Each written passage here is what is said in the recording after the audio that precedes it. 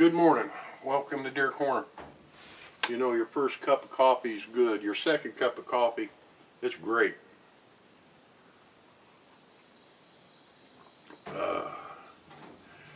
Beautiful morning.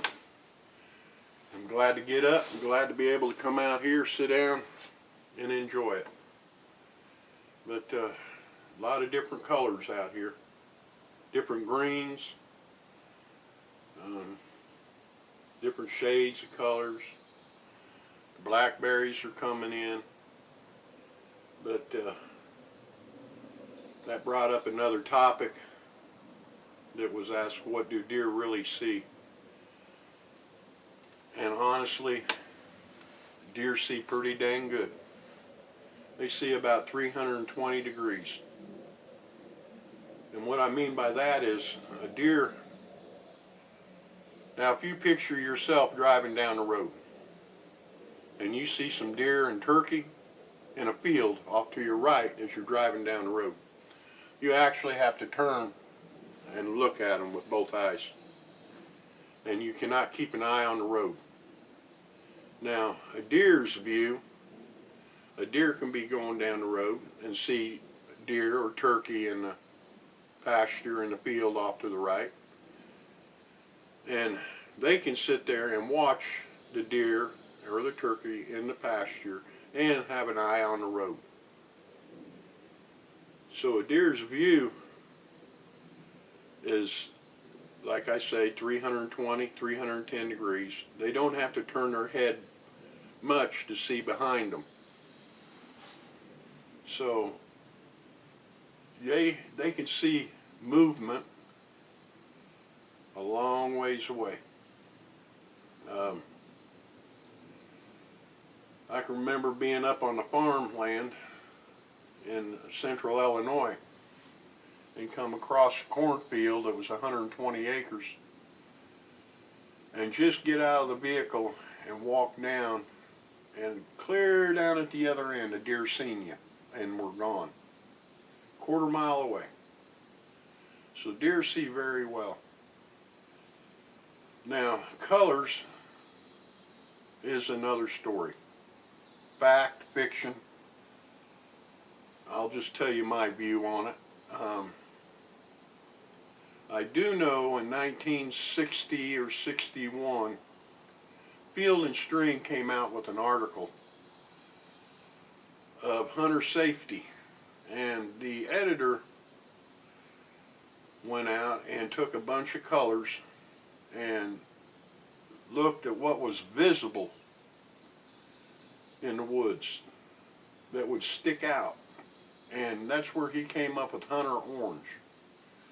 And there were nothing done that if game could see it or recognize it, or if it sticks out for hunters, or a hunter would stick out because he's wearing hunter orange.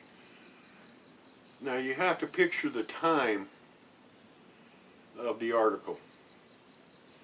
There were a lot of hunting deaths, and they were hitting record highs in some of the northeast states.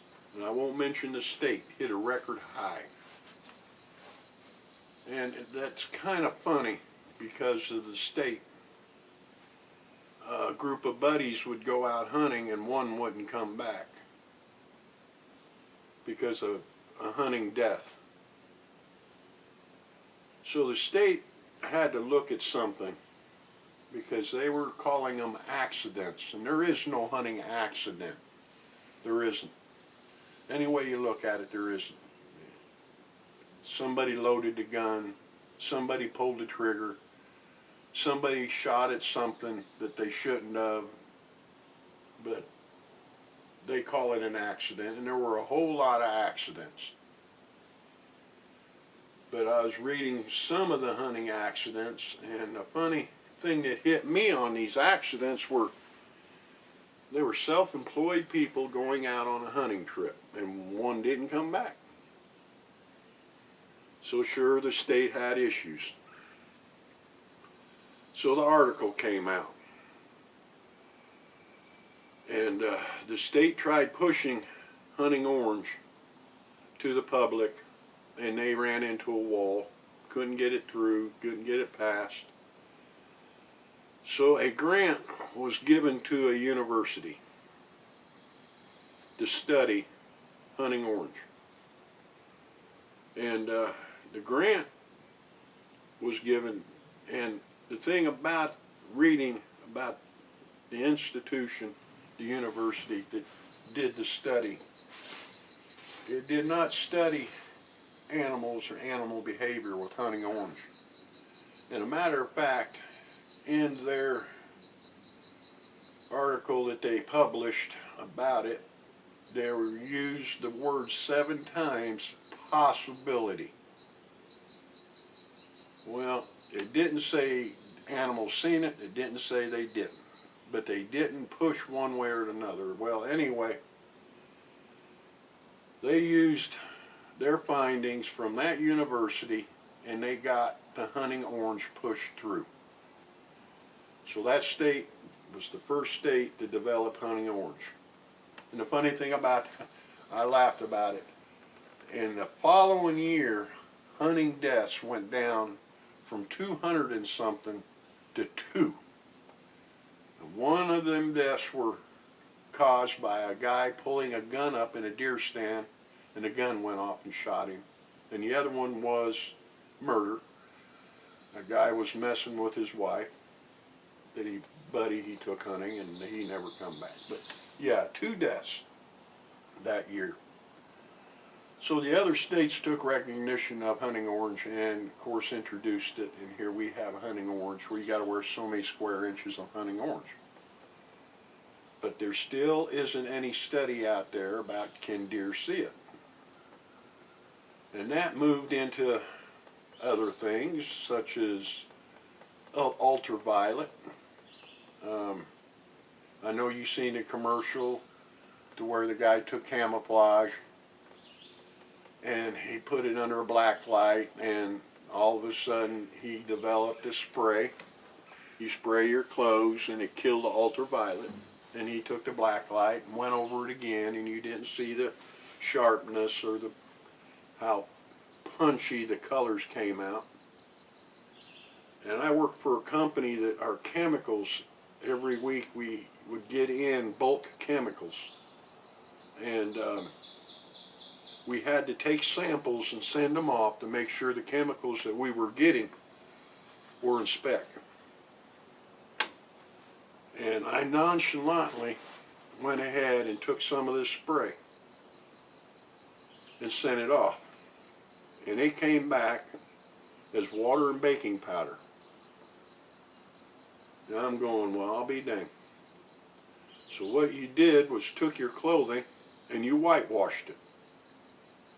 Now, I don't know if some of you had fish in your refrigerator or shrimp or something, and you open and you can still smell it days later, but you put a box of baking powder in it, and within 8 hours the smell was gone.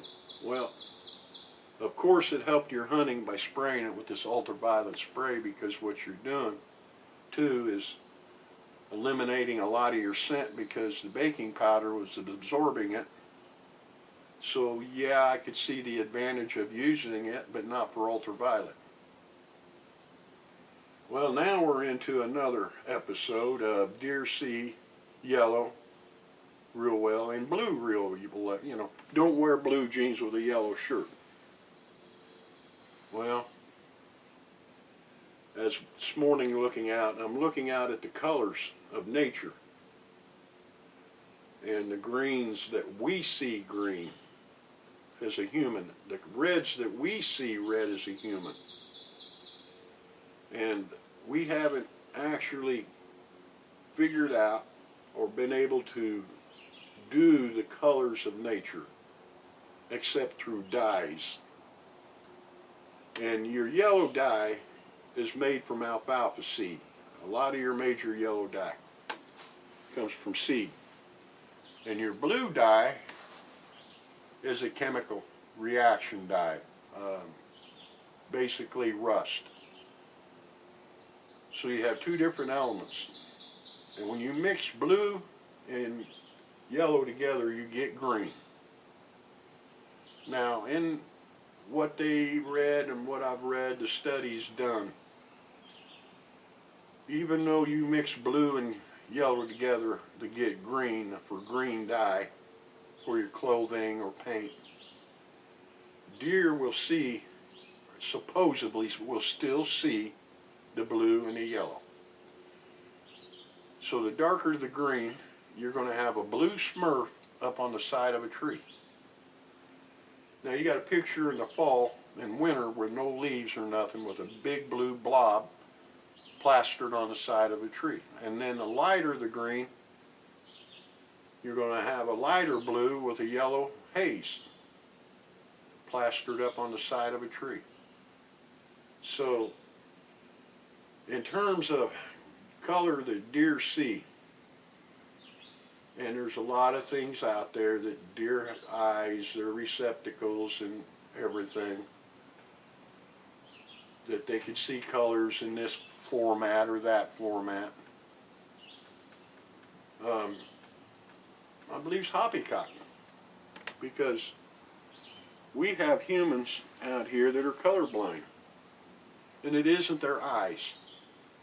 It's how the eyes and the signal go to the brain and the brain sees it. So they're colorblind. So they put a pair of glasses on that changes the color. It tricks the brain is what it's doing, tricking the brain. And if a deer, and what they say about their eyes, how do we know how they actually see it in their brain? We don't. There's no way of figuring that out. And sure, yellow. Well, the deer went to the yellow. I can train my dog to go to pink if I keep putting food in a pink dish and leave the blue dish alone. He'll go to pink. Oh, well, dogs see pink better.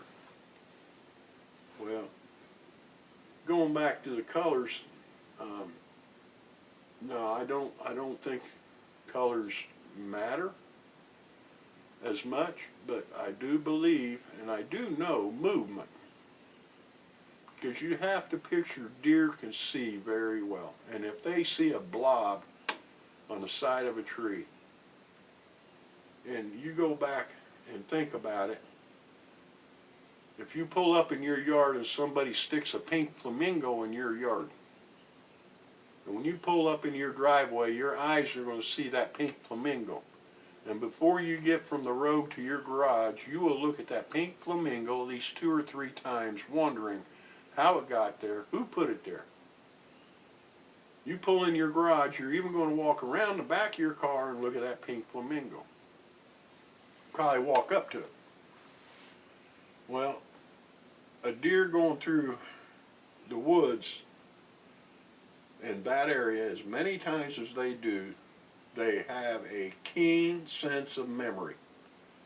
And when you have something stuck up on the side of basically a dead looking tree, no leaves or nothing, they're going to pick that out, that something's different.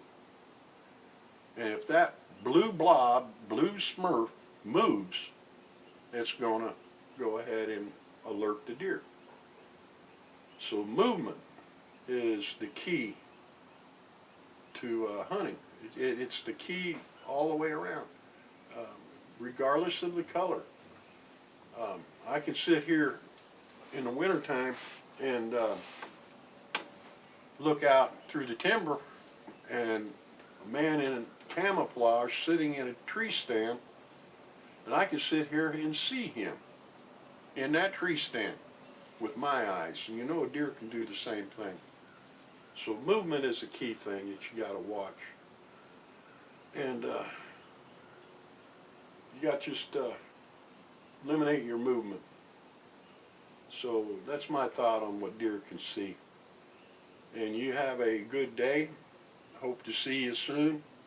Remember, hit that arrow, subscribe, leave a comment, pass it on to a friend. But I'll be back with you later. Thank you.